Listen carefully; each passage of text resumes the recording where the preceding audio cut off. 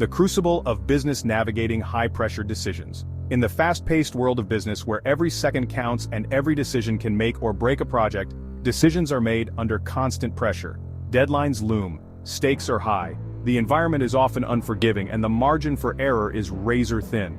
The margin for error seems to shrink with each passing quarter. Each financial report, each declining graph, adds to the mounting pressure. It's a crucible that can either forge resilience or lead to burnout.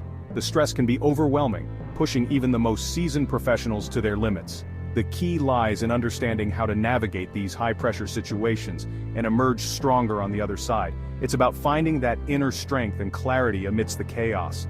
We've all been there. We've all faced those moments where the weight of a critical decision presses down on us. The weight of a critical decision pressing down, the clock ticking away, each second feeling like an eternity, and the fear of making the wrong call. The anxiety can be paralyzing, making it difficult to think clearly. It's in these moments that our true leadership is tested. Our ability to stay calm, focused, and decisive is what sets us apart. Do we crumble under pressure, letting the stress consume us, or do we rise to the occasion, using the pressure as a catalyst for growth and success? The answer, I believe, lies in cultivating a specific set of skills and adopting a mindset that allows us to thrive, not just survive, in the face of adversity. It's about continuous learning and self-improvement in the face of adversity. This is not about becoming immune to pressure. It's about learning to manage it effectively. This is not about becoming immune to pressure. That's neither possible nor desirable. Pressure, after all, is what drives us to perform at our best. Instead, it's about understanding how pressure affects our decision-making process. It's about recognizing the signs of stress and knowing how to counteract them. And equipping ourselves with the tools to make clear, confident choices even when the heat is on. Tools like decision-making frameworks and stress management techniques.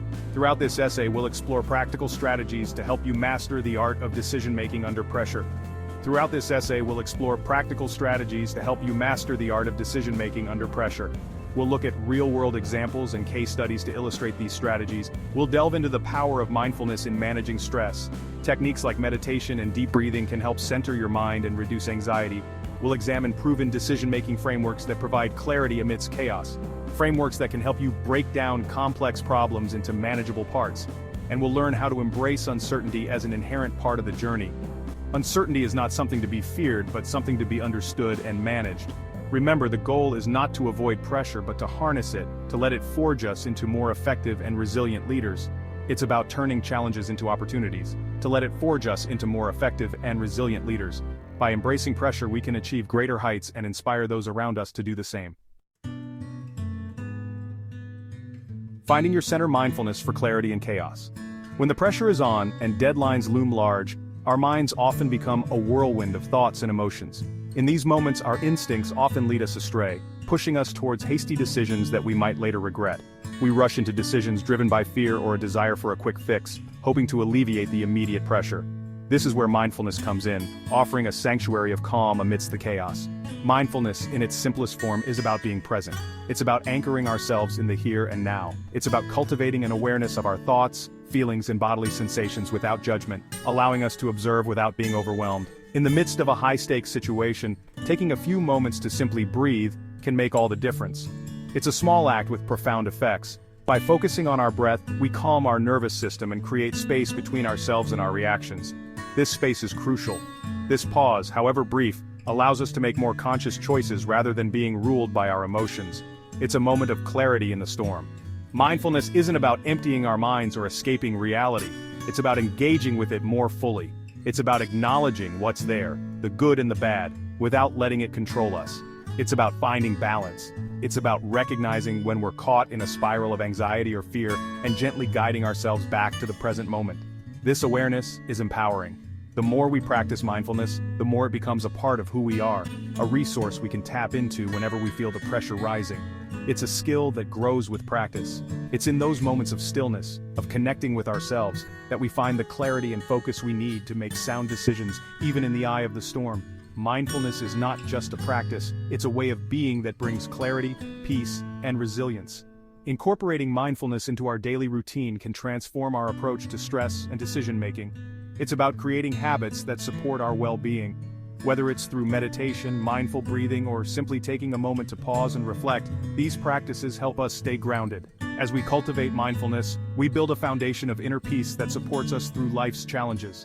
It's a journey worth embarking on. Share the practice of mindfulness with others. Encourage your colleagues, friends, and family to find their center amidst the chaos. Together, we can create a more mindful, compassionate world. Remember, mindfulness is a gift we give to ourselves and those around us. It's a practice that brings clarity, reduces stress, and enhances our overall well-being. Embrace it, and let it guide you through the chaos. Frameworks for focus, guiding principles for decision-making. While mindfulness helps us manage our internal state, decision-making frameworks provide an external structure to guide our choices. These frameworks offer a systematic approach to evaluating options, weighing potential outcomes, and mitigating risks. One such framework is the OODA loop, developed by military strategist Colonel John Boyd. OODA stands for Observe, Orient, Decide, Act. It's a continuous cycle that emphasizes the importance of speed and adaptability in decision-making. First, we observe the situation, gathering as much information as possible. Then, we orient ourselves within the context of that information, considering our options and their potential consequences. Next, we make a decision and act on it. But the loop doesn't end there. We continuously observe the results of our actions, feeding that information back into the cycle to inform our next decision. This iterative process allows us to course correct along the way, adapting to changing circumstances and refining our approach. Another valuable framework is the decision matrix. This tool helps us prioritize criteria and compare options side by side. By assigning weights to different factors and scoring each option accordingly, we can make more objective decisions, even when faced with complex choices. Section 4. Pressure makes diamonds, the value of simulated decision-making. Just as athletes train rigorously to perform at their best, we can train ourselves to make better decisions under pressure. Athletes spend countless hours practicing, refining their techniques, and preparing for every possible scenario they might face in competition. This dedication to preparation is what sets them apart and allows them to excel when it matters most. Simulated decision-making exercises provide a safe space to practice our skills, experiment with different approaches, and build confidence in our abilities. These exercises are designed to mimic real-life situations, allowing us to experience the pressures and challenges we might face in our professional lives without the risk of real-world consequences. Imagine a pilot in a flight simulator. They're not actually flying a plane, but the simulation feels real. The controls, the visuals, and the scenarios are all designed to replicate the experience of flying as closely as possible. They face unexpected turbulence, engine failures, and other emergencies, all within a controlled environment. This allows them to practice their responses, make mistakes, and learn from them without any real danger. This allows them to hone their skills, test their limits, and develop the muscle memory needed to respond effectively in a real crisis. The repetition and realism of the simulation help to ingrain these responses, making them second nature when faced with actual emergencies. We can apply this same principle to decision-making. By engaging in simulated exercises, we can prepare ourselves for high-pressure situations in our professional lives. By creating realistic scenarios that mimic the pressures of our work environment, we can practice our decision-making process, experiment with different frameworks, and receive feedback on our performance. This feedback is crucial, as it allows us to refine our approach and improve our decision-making skills over time. These simulations don't have to be elaborate or time-consuming. Even simple exercises can be incredibly effective in helping us develop our skills. They can be as simple as role-playing a difficult conversation with a colleague or working through a hypothetical business challenge with our team. These exercises help us to think on our feet, consider different perspectives, and develop strategies for handling complex situations. The key is to create an environment that feels real enough to elicit the same emotional and cognitive responses we experience under actual pressure. This realism is what makes the simulation effective, as it allows us to practice managing our stress and making decisions in a controlled yet challenging setting. By regularly engaging in these exercises, we can build our confidence, improve our decision-making abilities, and ultimately perform better when it matters most.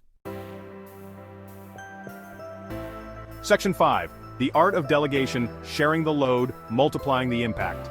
One of the biggest mistakes leaders make under pressure is trying to do everything themselves. They believe that by maintaining control, they're ensuring the best outcome. However, this often leads to burnout, bottlenecks, and missed opportunities. The truth is, effective leadership is not about doing it all. It's about empowering others to do their best work. Delegation is not simply about offloading tasks. It's about strategically distributing responsibility and ownership. It's about identifying the strengths of your team members and entrusting them with challenges that allow them to grow and excel. When we delegate effectively, we free ourselves to focus on higher-level tasks that require our unique skills and perspective. We also foster a culture of trust and accountability within our teams, empowering others to step up and contribute their talents. Remember, the goal is not to simply lighten our own load, but to multiply our impact by leveraging the collective intelligence and capabilities of the entire team.